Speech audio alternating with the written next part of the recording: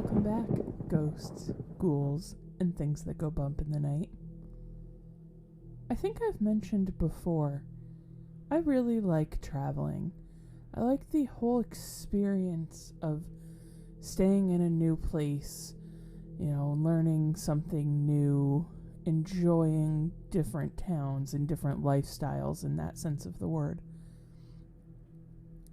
The one thing that really throws me off, though, is when you try to watch something on TV and you don't know any of the channels, and when Jeopardy comes on at the wrong time, you know what I'm talking about. It just makes the whole world seem a little off. Maybe that's why I was so drawn to this week's story. So, why don't you sit back, relax, and dial in to the TV guide. I shambled from the steamy bathroom, jet-lagged and tired as I dried my hair. Another flight, another cheap hotel, only to rise early and do it all again tomorrow.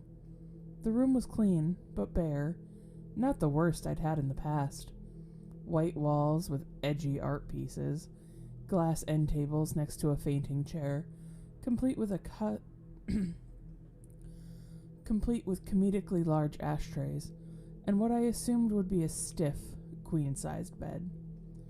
The Sunset Hotel, a bargain grab from the plethora of the cheapest inns. It looked like it had zest once, but it seems to have lost its spark a couple years ago.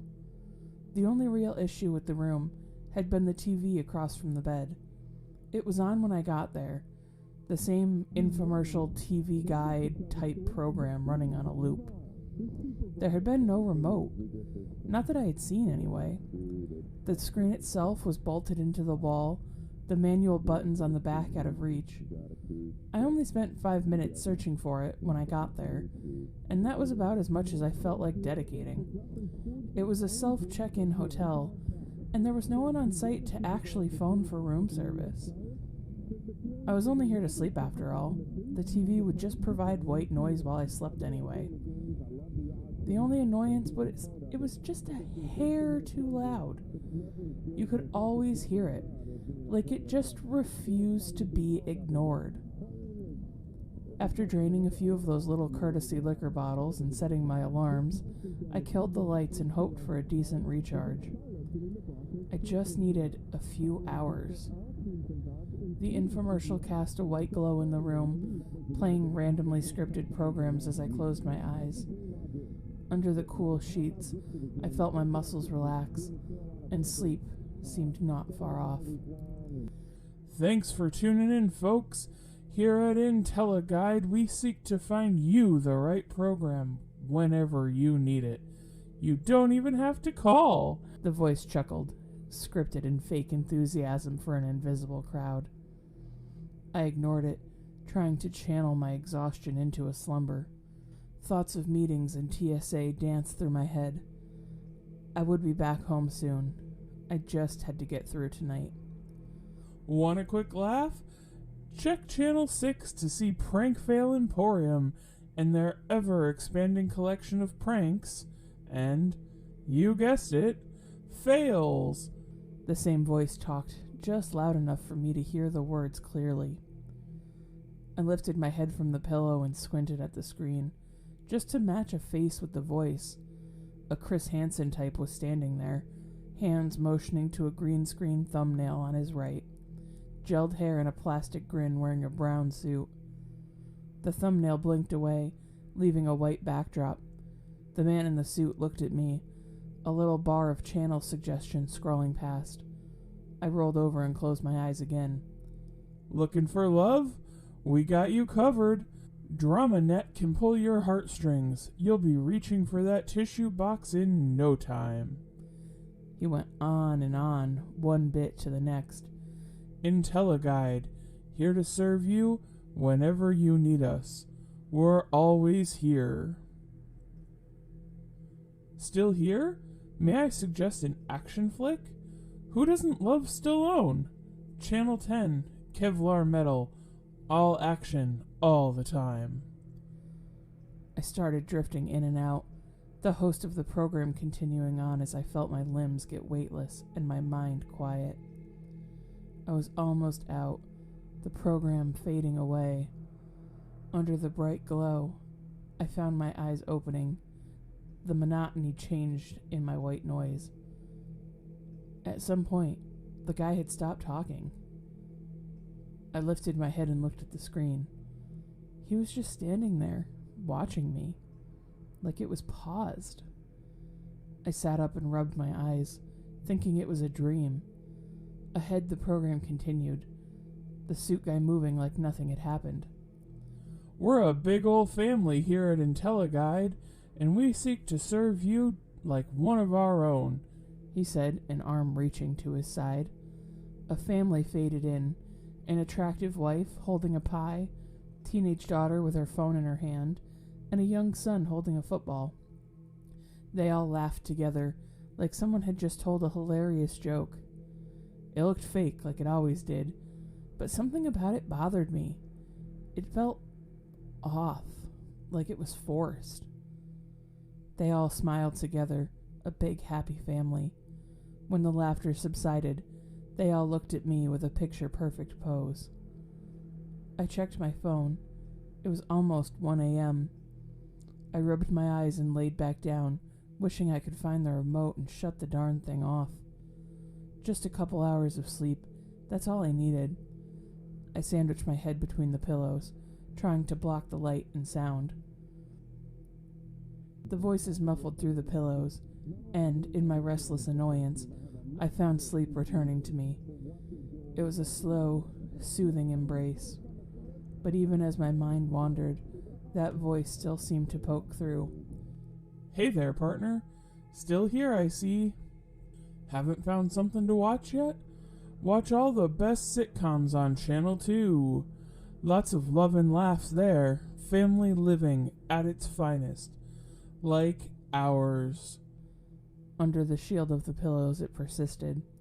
Every time I felt myself drift away, that voice would catch me. I couldn't ignore it. Still here, huh? Let's see if we can find something for you here. Whatever you say, that's the IntelliGuide way. So many channels to choose from. How do you choose? Channel 5, Nature and Exploration, from the Arctic to the jungle. We appreciate your audience. Thank you for choosing IntelliGuide. We're here when you need us. Always. People don't usually hang around that long. For that, we thank you. We'll be back again after a word from our sponsors. The eerie quiet set in again. I tossed and turned, keeping my eyes shut. I just wanted to sleep. It was there, just barely out of reach. I could feel it. I was laying on my side, head still stuck between pillows. Slowly, I opened my eyes and saw the window of the hotel. The infomercial was still on. I could see the reflection in the window. Same guy in the suit, and the wife holding the pie. The teenage daughter with the phone stood next to the younger son with a football. They were watching me, through the television. I could feel their eyes on me, like they'd been paused again. I felt frozen, unsure of what to do. There was something in the ambient ringing of the program, something soft I could barely make out. As I watched their stare through the reflection, it finally dawned on me, and the restless knot in my stomach was replaced by a welling pit of anxiety. They were whispering to each other. Is he still awake? I think so. How much longer do we have to do this? As long as I say. Can't we just go, please? Can I put the pie down? I'm so tired.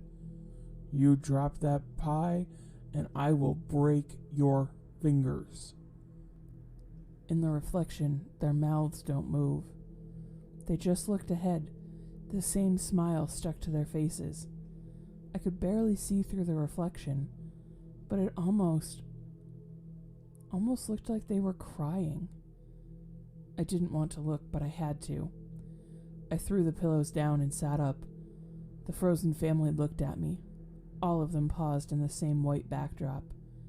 Everything except for their eyes. Their eyes were shaking, begging for help. The camera zoomed in on their eyes, moving from one to the next. The son, the daughter, the wife. A single pixelated tear ran down her cheek. The screen flickered and was replaced by static. Total silence, the glow consuming the room. I felt alone and afraid under its glow. Afraid to move, afraid to look away. The screen flickered again, and the static was replaced by a new scene. The same white backdrop, but this time splattered with red. Separated body parts and gore strewn everywhere. The football and the phone laying there, the pie destroyed. In the center of the screen, the guy with the suit was working an axe, a wet chop echoing with every overhead swing. In the silence, I could hear their screams. At the bottom of the screen was an infinite scroll of the same short message. Help us, help us, help us, help us, help us, help us, help us, help us. I woke up, my pillow soaked in sweat. The same infomercial playing, the same guy in the suit. I checked my phone. It was 3 a.m. now. It was all a dream. My heart was racing. I wiped my brow, trying to make sense of the fog in my brain. On the screen, the host was combing his hair. He looked at me and stopped mid-stroke and tucked the comb back into his pocket.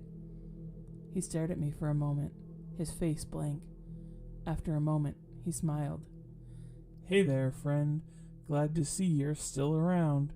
Guess you'll be joining us after all. He lurched towards the screen, his hands breaking through with a rip of static. With the sound of a static scream, his head came through, his face cold and withered like a corpse, his eyes melting, oozing streams down a ghoulish, toothy jaw. Piercing through the noise was a single grumbling voice. Join us. I screamed and jumped from the bed, reaching for something, anything. My fingers felt one of the large ashtrays. I hefted it up and chucked it as hard as I could. The object broke through, and with a flash of light, the screaming was gone. The host blinked from existence, fading away until there was nothing but jagged, discolored screen. I stared at the gaping hole in denial, a faint whisper still breathing through. I couldn't make it out, and I didn't take the time to listen. I packed my things and ignored the TV, shoving everything into my suitcase as fast as I could. I grabbed my phone, left the key, and slammed the door behind me. Out on the street, I called a cab. They arrived quickly and gave me a ride to the airport. When we drove away, I didn't look back in fear of whatever could be seen from the hotel windows. I rescheduled my flight and paid every premium and fee I had to just to get me out of there. I even got a window seat. As we took off, I sighed with relief, finally hoping to catch some rest. Beside me, an elderly woman indulged in her in-flight movie. Anything good? I asked, closing my eyes. Not really. I can't seem to get it to change off the TV guide. And that, listeners, was TV Guide. Man, I'm glad I've never encountered anything like that on my travels. But I will think twice next time I want to find something to watch on TV. Have you guys ever had any weird experiences surrounding your TVs? You should tell me about it. You can send me an email at hauntedhorrorstorian@gmail.com, or, as always, you can find me on Facebook at Haunted Horror Storian Podcast. Until next time, listeners, careful with your TV guide, stay spooky, and remember, sometimes it's more than just a story.